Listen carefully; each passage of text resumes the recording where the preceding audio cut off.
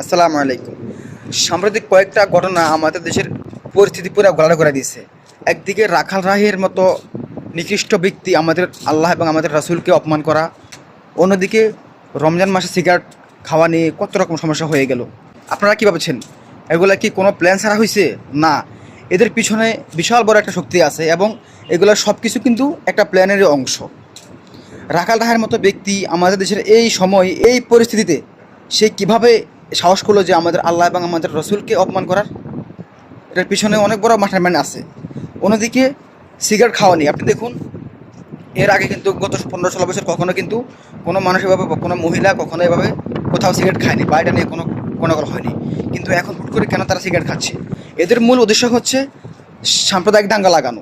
সাম্প্রদায়িক দাঙ্গা লাগিয়ে তারা আমাদের দেশকে ঝামেলার মধ্যে ফেলে তারা তাদের উদ্দেশ্য হাসিল করা। সুতরাং আমাদের যারা মুসলিম ভাই আছে, আপনারা দয়া করে আবেগে আপ্লুত হয়ে কোনো প্রকার উল্টাপাল্টা কিছু করবেন না। কিছু হোক, যা কিছু হচ্ছে হবে, সব কিছু যেন আইনের মাধ্যমে হয়।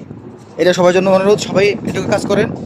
আমরা আবেগের বশবর্তী হয়ে কোনো রকম কাজ না করে আমরা যাতে আইনের মাধ্যমে আমাদের সবার মুরব্বী আমাদের আলেমদের সিদ্ধান্ত নিয়ে আমরা কাজ করি। কারণ আমরা এখন যে স্বাধীনতা পাইছি, এই স্বাধীনতা ঠিক অনেক কঠিন। কারণ এখন আমাদের শত্রু এখন চতুর্মুখী। সুতরাং আমাদের মুসলমানদের, আমাদের সাধারণ নাগরিকদের আরেকটু স্মার্ট হতে হবে, আরেকটু বিচক্ষণ হতে হবে। আসসালামু আলাইকুম রহমতুল্লাহ।